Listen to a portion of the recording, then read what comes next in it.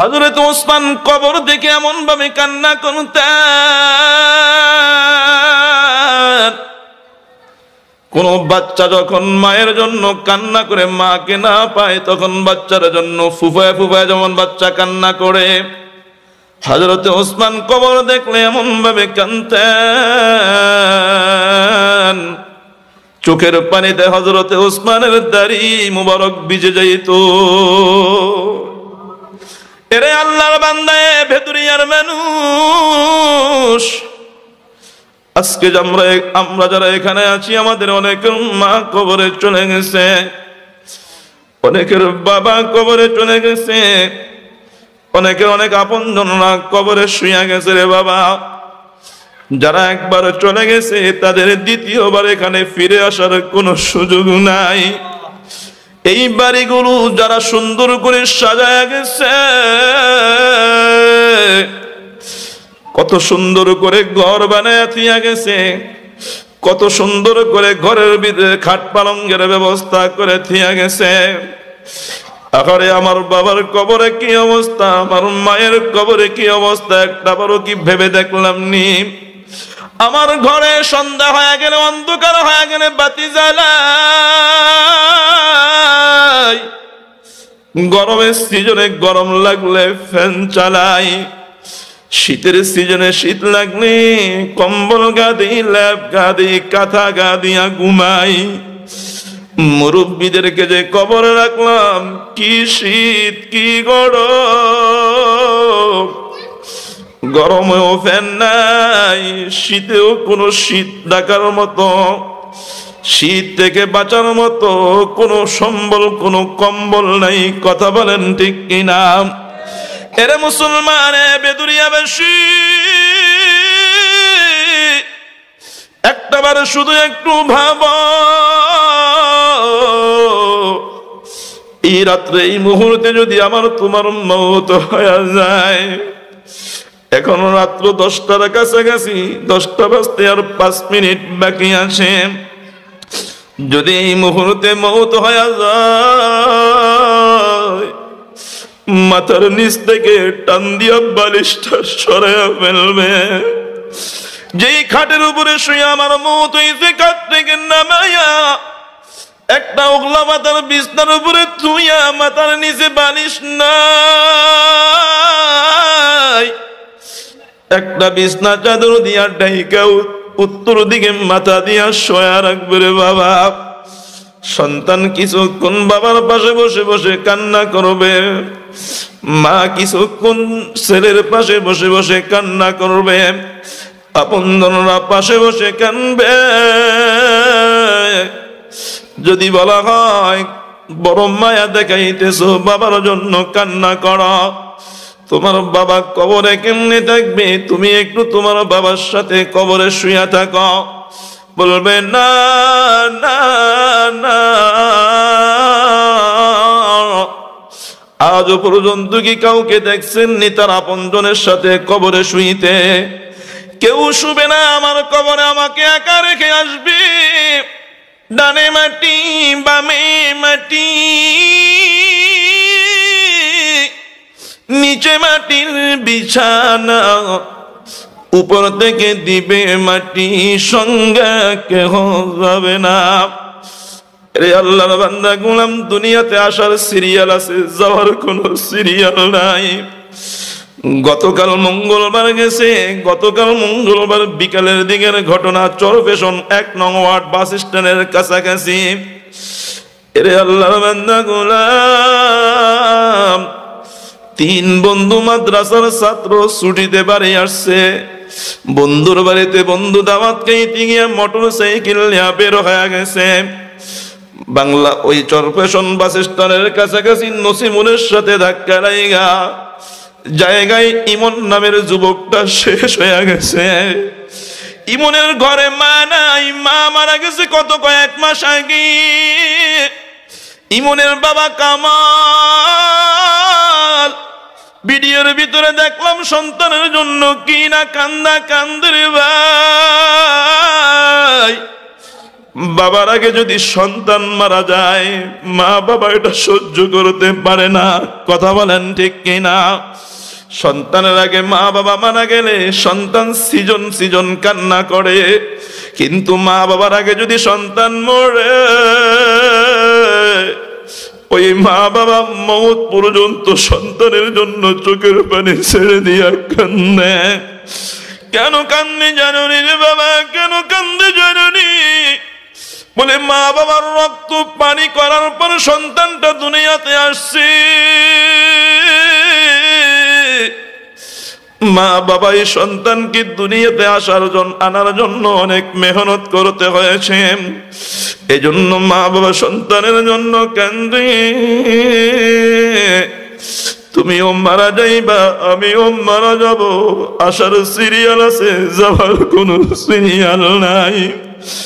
আরবের একজন বৃদ্ধ এক যুবককে, নওজোয়ানকে ডাক দিয়া কয়, রে যুবক, তুই ভাবতেছ তুই এখনো বহুদিন বেঁচে থাকবি?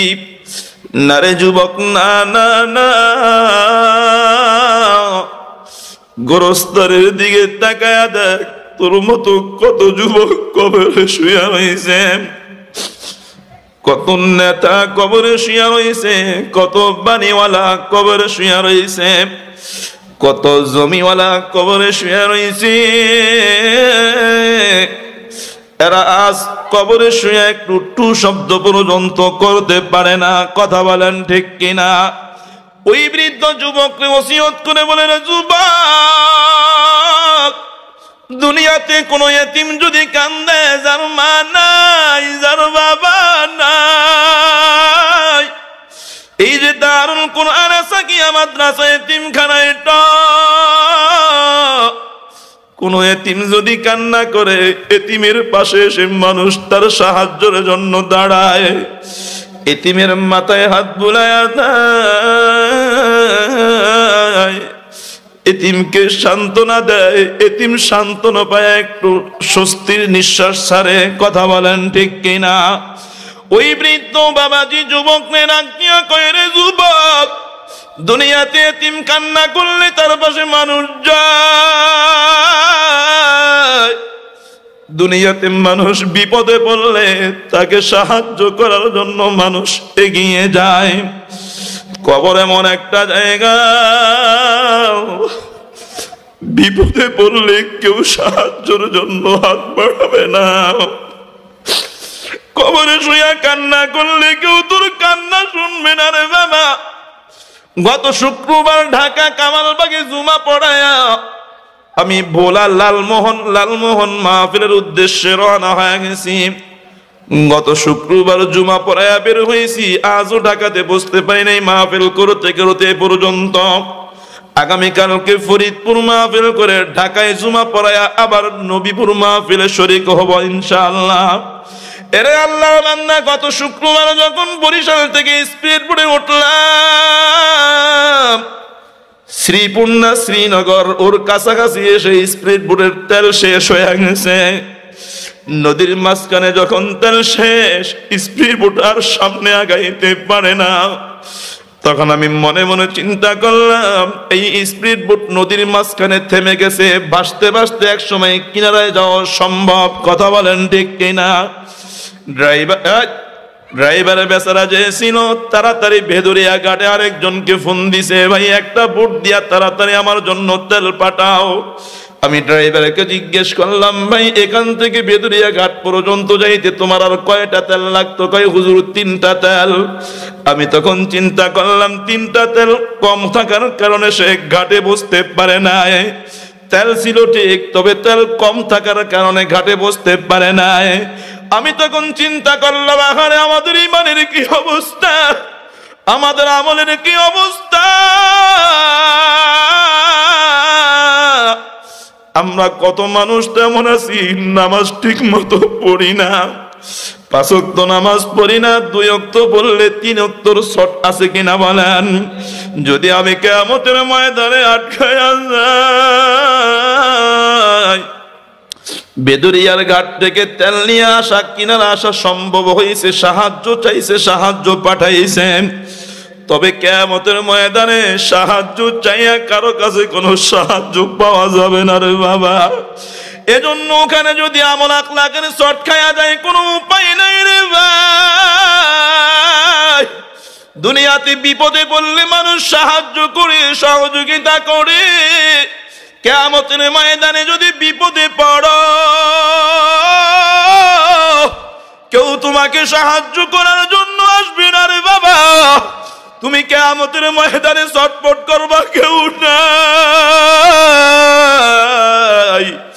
তোমার বাবা তোমার সাহায্যে নাই, তোমার মা তোমার সাহায্যে নাই, তোমার বন্ধু বান্ধব তোমার আপনজনরা কেউ তোমার সাহায্যে আসবে না। এজন্য দুনিয়ার জমিন থেকে তোমাকে তোমার আমল সাজায় নেওয়া লাগবে। এ বাবা, দুনিয়াতে কয়দিনের জিন্দেগি রে বাবা। এ যুবক ভাই, দুনিয়াটা অল্প কয়দিনের জিন্দেগি। এক সময় এই চেহারার ভিতরে দাড়ি ছিল না, এখন দাড়ি গজাইছে, দাড়িগুলো কালো। এক সময় তাকায়া দেখবা তোমার দাড়িগুলো সব সাদা হয়ে গেছে। তুমি এক সময় যুবক ছিলে, এখন তুমি বৃদ্ধ হয়ে গেছ। শরীরে শক্তি নাই, চোখের পাওয়ার কইমা গেছে। আগে কত সুন্দর দৌড় দিয়া যাইতে পারতে, এখন বসা থেকে দাঁড়াইলেই মাথাটা চক্কর মারে। কথা বলেন ঠিক কিনা? এরে আল্লাহর বান্দা, আলামত গুলো তোমার কবরের যাওয়ার আলামত, তোমার হায়াত শেষের দিকে রে বাবা। এ পর্দার আড়ালের মা, একটা বারো কি চিন্তা করেছিল মা? যেদিন তোমার বিবাহ হয়েছিল, নতুন শাড়ি পইরা তুমি তোমার শ্বশুর বাড়ির স্বামীর ঘরে প্রবেশ করেছ। এমন একদিন আসবারে মা,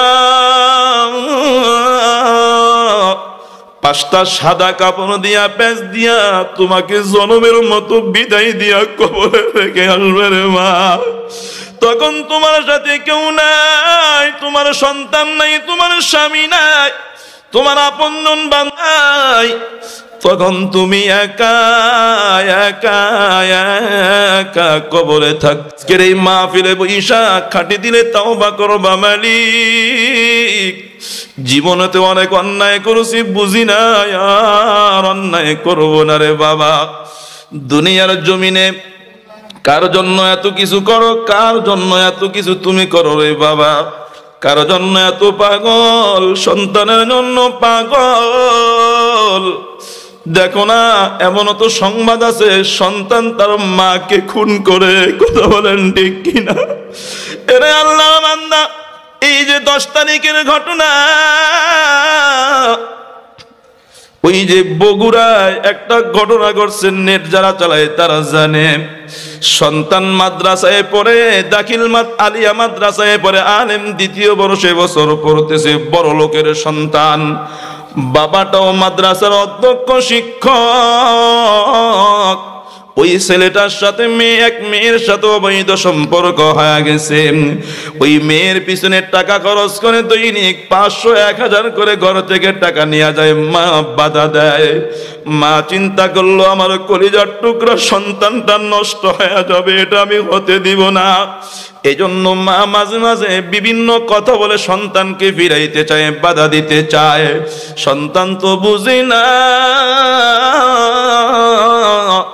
সন্তানকে শয়তান ধোঁকা দিয়া বোকা বানায়, অন্ধ বানায় ফেলেছে রে বাবা।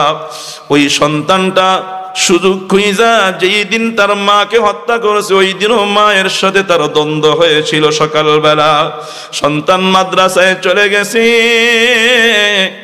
11টা যখন বাজছে, তখন সে চিন্তা করেছে এই মুহূর্তে মা ছাড়া বাকি আর কেউ বাড়িতে নাই।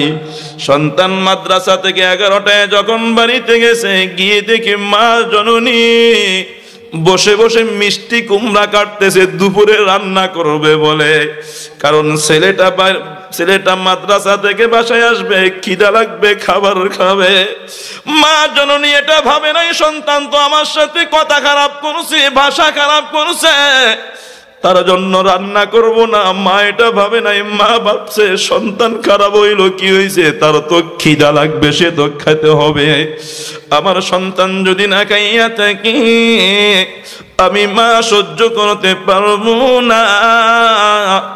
এই জন্য এই সন্তানের মা সন্তানের দুপুরের খাবার রান্না করার জন্য তরকারি কাটতেছে। ওই অযোগ্য নালায়েক সন্তান পিছনের দিক থেকে এসে মায়ের গলাটা চাপ দিয়া ধরছে রে বাবা। মায়ের গলা চাপ দিয়া ধরে মাকে শ্বাসরোধ করে যখন মারে, তখন কেমন যেন মা মনে মনে ভাবতেছে আল্লাহ, এজন্যই বুঝি এই সন্তানকে গর্ভে ধারণ করলাম। আজকে কলিজার টুকরা সন্তানের হাতে আমি মারা যাই। সন্তানটা মাকে মাইরা ফ্রিজের ভিতরে ডিপ ফ্রিজে হাত পাও বাইদা রাইখা দিছে। হাত দুইটা পিছনের দিকে বাইদা, পা বাইদা ওই মায়ের লাশটাকে ফ্রিজের ভিতরে ডিপের ভিতরে রাইখা দিছে। এরপর একটা কুড়াল নিয়ে আলমারি কুবায়া বিভিন্ন জিনিসপত্র ভাইগা একটা আলামত রাইখা গেছে, বুঝাইতে চাইছে যে ডাকাত আইসা ডাকাতি কইরা মাকে হত্যা কইরা তারপর চলে গেছে। সন্তানটা আকাম কইরা দরজাটা বাহিরের দিকে তালা দিয়া আবার কিছুক্ষণ পর ফিরে এসে এবার সে তার চাবি দিয়া ঘরে ঢুইকা বাবাকে ফোন দিয়া বলে, বাবা ডাকাত বাড়িতে সব মাকে হত্যা করেছে, মাল সামানা সব লুট করে নিয়ে গেছে। আশপাশের আত্মীয় স্বজনদেরকে ফোন দিয়া বলে, বাবা এ আপনজনরা ডাকাত আমাদের বাড়িতে ডাকাতি করতে এসে আমার মাকে হত্যা করে ফেলছে। এরে আল্লাহর বান্দা গোলাম সাক্ষাৎকার দিছে সন্তান, সে ধরা খাওয়ার আগেই সাক্ষাৎকার দিছে। আমি বাড়িতে আইসা দেখি আমার মা নাই, ঘরটা কেমন এলোমেলো এলোমেলো। এরে আল্লাহর বান্দা সন্তান সাক্ষাৎকার দেয় ঠিক তার চোখের ভিতরে এক ফোঁটা পানিও নাই, কারণ তার তো তার মায়ের প্রতি মায়া নাই, তার তো ভালোবাসা সবটুকু তার প্রেমিকার প্রতি। কথা বলেন ঠিক কিনা? এরে আল্লাহর বান্দা গোলাম এক পর্যায়ে সন্তান ডাক দিয়া বলে, আমি ফ্রিজটা খুলে দেখি আমার মা ফ্রিজে। সে তো নিজেই ফ্রিজে রাখছে, সে তো ফ্রিজে জানবেই। কথা বলেন ঠিক কিনা? এরে মুসলমান, এই হলো সন্তানের অবস্থা রে বাবা। দুনিয়াতে কেউ কারো আপন না, স্বার্থে আঘাত লাগলে মতের বিরুদ্ধে গাইলে দেখবা দুনিয়াতে আপন জনরা পর্যন্ত পর হয়ে যায়। কথা বলেন ঠিক কিনা? আপন জনরা পর হয়ে যায়। দুনিয়ার মানুষদেরকে খুশি করা বড় কঠিন,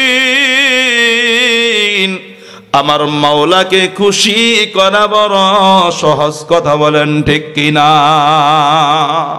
আমরা কাকে খুশি করব বলেন? আওয়াজ দিয়ে বলেন কাকে? আল্লাহ কবুল করেন, বলেন আমিন।